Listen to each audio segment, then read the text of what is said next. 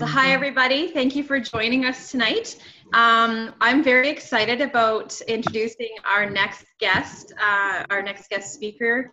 I think this is about the fourth time we've done this now, so it's been awesome. Tonight we have Laura from Mexico, and I'm not going to say too much about you that I know because we want to hear your story and all about you and Nucerity and just kind of anything you want to share with us or where you think Nucerity is going, or we're all ears. So thank you so much for joining us. Thank you, Mandy. Thank you guys for inviting me, and it's such an honor to have you think of me to just come and chat a little bit of what I've been through in the past almost 4 years. It has been a very exciting ride, really. Something that I never really expected. So I'll start with my story. My daughter's here listening in. So where was I? I was 3.5 years ago. It was October, when someone offered me a bottle of Sincerity. She is a friend of my sister-in-law. I didn't really know her.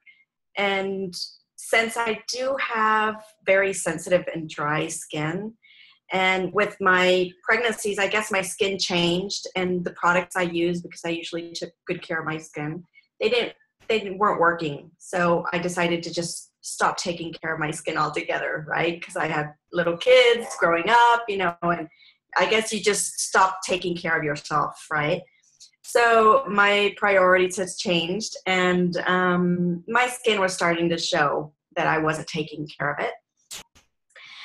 So she offered it to me. It was the alternative to Botox, which in that moment I couldn't afford, and I wasn't really thrilled about the thought of, starting to inject things into my face. And so I decided to give it a try. I said the worst thing that could possibly happen is me just throwing it out, just like the other hundreds of products that I've tried. And to my surprise, on the third day, I was really in love with the products. Even though my kids, they were shocked when they would see me in the morning. They were like, "What happened to you?" But the results were really amazing. I am one of the fortunate people that got to feel that change instantly. My dry skin was so soft and so hydrated and moisturized. It was really a different sensation, and I was just addicted immediately. So that's when Sylvia, the one who gave me the bottle, asked me, would you like to find out and see how you can, get it cheaper? Or and instantly I thought of these pyramid schemes, right? I'd already been invited to 3 other companies, and actually I was about to join another company right then. I had even asked for, a loan from my mom. I'd asked my mom for a loan to join the other company, but there was something that wasn't really resonating with me with that company, because I wasn't sure, and the other ones that I've heard about, I wasn't really sure when I was going to be able to get my investment back, right?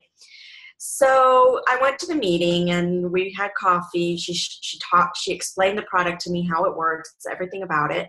And then she went into the opportunity meeting, and, everything just sounded awesome. It just sounded amazing. And there were 2 things that made me stop and think and say, just hold on, let me think about it, right? First of all, was I've always thought of this type of business being a very social business, something that you really have to have that social skill and be able to talk to people. And that is definitely not me. I consider myself an introvert. I really have a hard time opening up to people and just chatting. My mother does that all the time, and my sister, but it's just not my type of personality. So that was the first thing that I said, this isn't something I could do. And then the second part was I didn't have the money to start, even though I'd already borrowed some, I'd already used it for something else, So I was definitely trying to find it, but it was something I was interested in. Maybe not the business right away. I did want to continue using the product. So I decided to find a way. I WhatsApped 20 of my most vain friends, and I just blurted out how happy I was with the products, with the results. And in 10 minutes, I sold 10 bottles, or I think it was 20 minutes. But anyway, there were 10 bottles sold. And so I signed up with the 16 pack, and I already had my investment, you know, and I actually had them send the money to me beforehand so I could, you know, sign up with that. And then, so that's how I started. Okay. By the second week, I'd already sold, like, I think it was 48 bottles. And that's when Sylvia started to insist, you know, come to the meetings. You need to come to the meetings. I said, oh gosh, she's going to start with these meetings. So I finally went to a meeting, and that's when I met Maru Suidia, or Pink Diamond, here in Mexico. I didn't know her, but she was, I did know of her business. She had her own business, which made different personalized embroidered things for babies and decorated rooms. Anyway, she had a very successful business. And it was kind of like a franchise, because she herself had 18 distributors in Mexico and the US. So it was a very successful business, and it just kind of like, you know, it was a red flag that went up when I heard her story and how she was recommending this as a business. So that's kind of like what made me think, okay, so I'm trying to figure out a way to have a little bit of extra money and do something for myself and feel a bit more productive, like I, you know, can help out at home other than being a mom. And so that's when I kind of started to, you know, get a little bit and entertain that thought of maybe being able to do the business, even though I was really dead set against it. And then I met the Brendas from Cabo, and they were just amazing, and I really loved them. And I guess I kind of identified myself with them being so quiet. Well, at the beginning they seemed quiet, right? And so they were I just kind of thought, you know, if they could do this, why can't I? So that night I got home, and I like to research. I like to be on the internet, and I like to just, you know, find things out. And that's when I started to really investigate what network marketing is. And I came up with Eric Worre. And so I heard GoPro, and GoPro was kind of like that flip switcher. He really just painted that vision that he was very clear and realistic on what I was going to have to do to make this work. You know, see it as a business. If you treat it as a business, it's going to be a business, right? It's going to give you those results. And he said, introverts do well here. Mm-hmm. Teachers do well, and I am a teacher. I was a teacher. So I said, well, you know, what the heck, let's give it a go. So I decided to go all in. I followed all of his instructions except for one. So I went to all of the meetings. I studied everything. I knew the comp plan. I investigated and knew all about the company, the products, but I wasn't contacting people. I wasn't really prospecting. I really wasn't. I was so fear-stricken that I couldn't get past that fear, right? Like, what are they going to say? Or, you know, I'm just going to get that no, or people are going to laugh at me, or people are going to make fun of me. And of course I did have those no's. You know, my husband was one of them. My family was another 5 of them. You know, people that you really think you're going to be able to count on, and they're the ones that say, no, you're just crazy. You know, you're just wasting your time. And that just fueled me even more. It just gave me more reasons to say, okay, you know what? Something, Brenda says, it's like I know this is for me. You just feel it, right? So I had that feeling inside me that this was something I needed to do. This was something that I needed to do, and to see it through also, because even though there was a huge explosion here in Mexico, there was everybody just started to duplicate immediately. I was not one of those cases because I was not contacting people. So I remember my first conference, it was in March 2014. And everybody else went there, you know, their rubies and platinums and golds, and I was just your happy associate. So I came home, and it was kind of like that moment when you realize, you know, my husband was saying, you know, you work a lot. I see you working 24/7, and I don't see you making any money. And it's like, oh my gosh, he's so right. You know, it's how the truth really hurts, you know, because you're not doing what you need to do to build your business. I was doing everything but talking to people and sharing. So finally, I was about to throw in the towel, and that was, we were getting ready for an event here in May, and David Dillingham was coming down, and we had a bunch of leaders coming. And so Maru, she and I started to work together a lot to, you know, get the meetings organized and do everything. And so I remember that she was saying, okay, she called me up this Saturday. It was a Saturday morning, and she called me up and she said, you know, I was just with this person who's an expert in this other company, and, you know, he's made millions, and he told me a story that reminded me of you. He said he had a distributor who came to him and said, you know, I want to quit. This isn't for me. I'm not going anywhere. I'm not having any results. And he said, okay, fine. You know, just don't come to tell me. You know, don't tell your upline. Don't tell the people that you may have signed up. Just, you know, turn around and look at your children and tell them that your dreams aren't worth fighting for. So that was kind of like the moment that it really clicked. You know, I just had to really put on my big girl panties and say, okay, if I really want to make this work, Eric Worre says, you've got to make it work. It's up to you, right? So what I needed to do was really face my fears and just start talking to people. So finally, when I did do that, it just started to work. You know, the duplication model works when you start to work it, when you start to talk to people and share.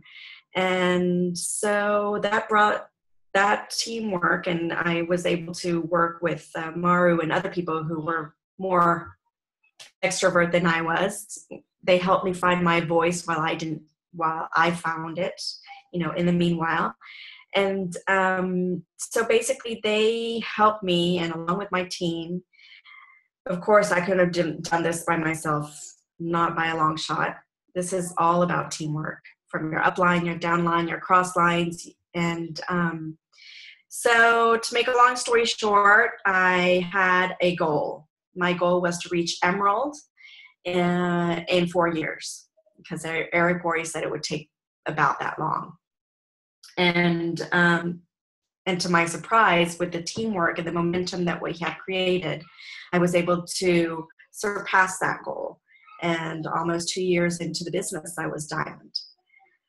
And it has been, I think Mauricio, my husband, says it best. You know, this is the hardest business, because you are your own boss. You are dealing with your emotions. You are facing your fears. And ultimately, you are the one who decides if you make it or not. Even though we want to blame circumstance, we want to blame the company or the products or the people that just won't, you know, get up and do this like we do. At the end of the day, it's down to you. You know, you can always find more people. You can always find somebody to mentor you. You can always find somebody to show you how they did it when they faced the same struggles that you did. So where is Nucerity going? I think Nucerity is still in its baby steps. I think we still have a long, long ways to go. And I'll be very honest, I have had these moments, not many, very rare, and in my, I guess in one of my valleys, like Debbie Schneider says, you know, where you say, okay, you know what, I'm going to quit. I'm going to leave this company. But then I turn around and I say, but where am I going to find this kind of people? You know, The founders, I have been able to really work very closely with them, to have really good conversations with them. And you really see that this is a company that has heart. It's not just a business, it's a family. We're a community, and we're here to help each other out. So if you're struggling, just reach out, raise your hand and say, I need your help. I need your counsel. Show me how. Nobody's going to do it. I think a while back, somebody asked me, and she said, what would your best advice be? And I said, you can't do this alone, but you have to do it alone. So you can't do this because somebody has to show you the way. Somebody has to guide you, and you're always going to need that support. You're always going to need somebody to vent with. You're always going to need someone to, you're always going to need somebody to kind of like hold your hand, right? But at the end of the day, you're the one that has to go out and make the calls, do the mentoring, do the follow-up, and do the closing, because this is our business, each an individual business, right? So Nucerity, I think it's getting ready to explode. I think that recently we've had a lot of what we want to, I guess we could call like in-house cleaning.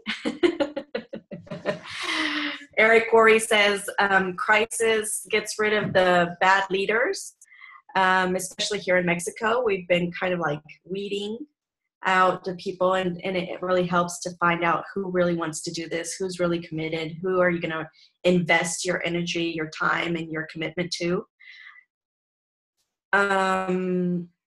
So yeah, I see Nucerity, and it's just getting into their walking stage. They're just getting ready to start learning how to walk and run, and just we're ready to go with it.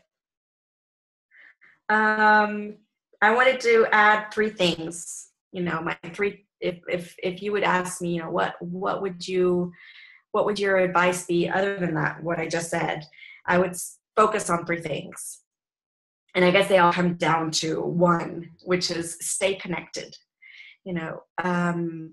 We tend to, as humans, to start to get disconnected when anything goes wrong. We start to go in our mind. You just stay there in your mind and your thoughts, and you start to say, oh, I should have done this, I should have done that. Why did he say this? And you start going over and over and over it. And you start to isolate yourself. And I think that's one of the things that has helped me get through those hard times, that I've really made an effort to, even though maybe I wasn't getting those people to those opportunity meetings, I never missed an opportunity meeting. I never missed a training event. I never missed a conference, because it's where you stay connected. It's where you really get to connect with people. That's where I got the opportunity to meet Tish, that I only met her through videos, right? And it's where you get those aha moments, those experiences with people that have been through what you're going through. That when we isolate ourselves, we tend to think, oh no, this just happens to me. I'm the only one that gets stood up. I'm the only one that, people keep giving the runaround, or I'm the only one that gets the nose. And when you talk to people, when you stay connected with your team, with your upline, with the cross lines, with other people in the community, you start to find out that, you're just in the process. It's just part of the ride. It's part of it's part of our journey, and you get to see, that you're in the right process. I like to say when somebody in my team gets to silver, per se, I wait about a week, and then I check up on them and say, oh, how are you doing? You're probably at this stage, so I think you need this video, and I send them like a cheer up video, because nobody's listening to them, nobody's talking to them, or nobody's answering their WhatsApp, because there tends to be, certain tendencies, during this, the growth of your journey, no. But there are milestones that you need to go through. There are things that you need to live through to be able to later on teach your team and be able to understand where they're coming from. So it's all part of the journey. And staying connected is also going to help you get through and get ahead from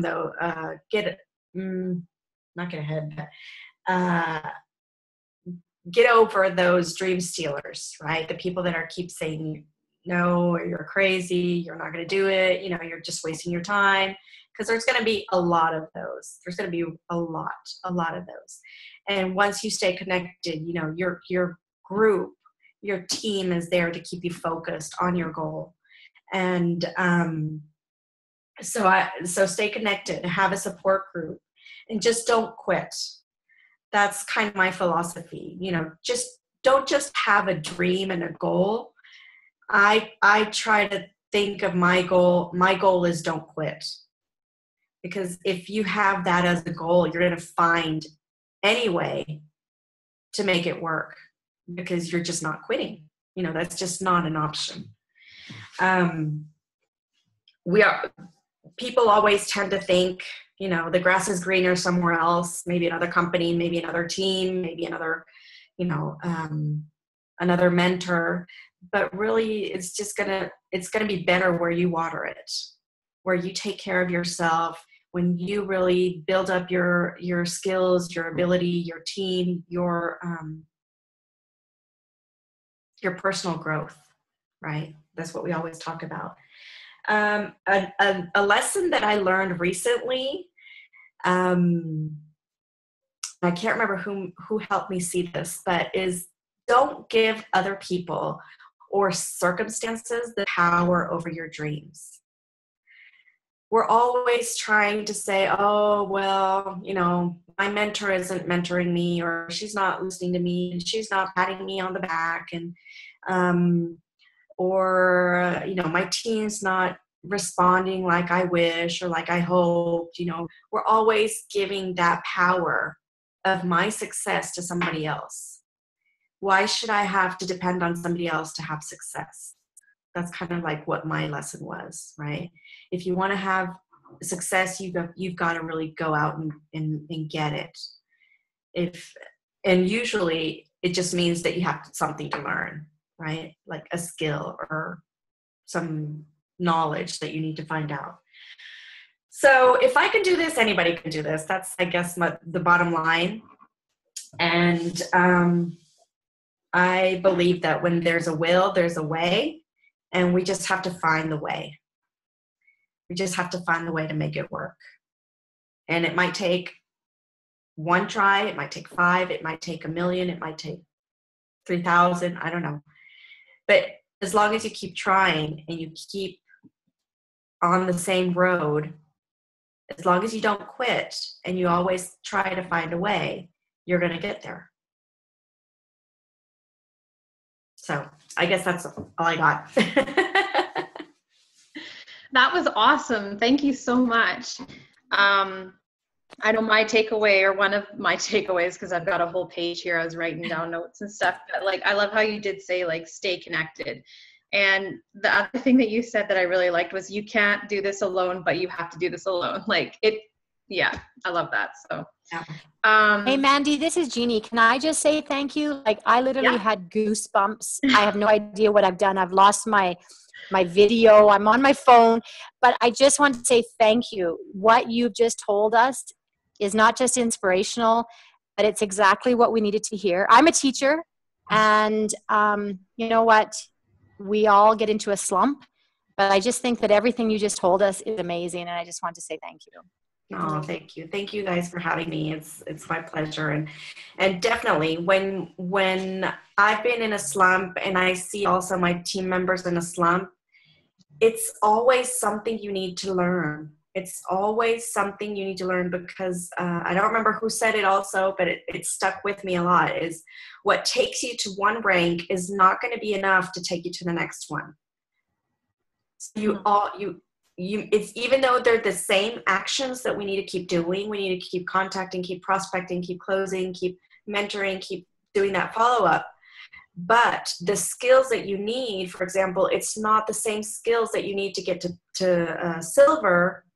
For a silver to go to platinum, you need to become more of a mentor, right? To really show people how to duplicate, to really show people how to learn, how to show themselves and how to show other people, right? So those are the skills that people lack in those. That's what I kind of see. Mm-hmm. And then once you reach, your ruby and your emeralds and your diamonds, then you really need to become more of a leader. You need to develop those leadership skills, right? So definitely when you're in a slump, it's always, I think the first thing we need to go to is, okay, a self-evaluation. And I did actually one with my New Age group, and I thought it was a really good idea. I'll share it with you real quick. Basically what I said is you need to really have a vision of the people you want to attract. Who are you looking for? And basically I asked them to make a vision board of each of their profiles for either your clients, your distributors, and your leaders. So really make a vision board and make it visual. Don't just write down, I want them to be responsible. I want them to be, committed and proactive and fun and happy. Just really make that vision board and kind of have images that represent those characteristics. And now go back and evaluate yourself along these characteristics. So where am I with my commitment? Where am I with my responsibility? Where am I with my attitude, right? And that's going to be, I did that and it was a real eye-opener because, it's kind of like saying, oh my gosh, I thought I was really committed and I haven't really been that committed as I should be, right? So I thought that was a really good activity that we did with them. And it helps, and what I have asked them to do is to really train your mind to look for those people. So you've got to really visualize in the morning, in the afternoon, and at night to really look for those people, because that's what you're looking for. But then you also have to become that person to be able to attract them. So I think going back to that slump, usually when I'm in a slump, it's like, okay, I've got to reevaluate myself and see where am I lacking? Where do I need to invest my time? I need to maybe become more disciplined in my schedule, or okay, so let me learn what is the best way to organize my schedule or my times, or right. It just depends on what you think you might need more help on. And if you have an accountability partner that can work that with you, that would be amazing, right? But thank you so much for having me. Awesome. Well, thank you. That was great. So, Tish, are you on the other line there? I can't see you. If you want to hit record or stop recording.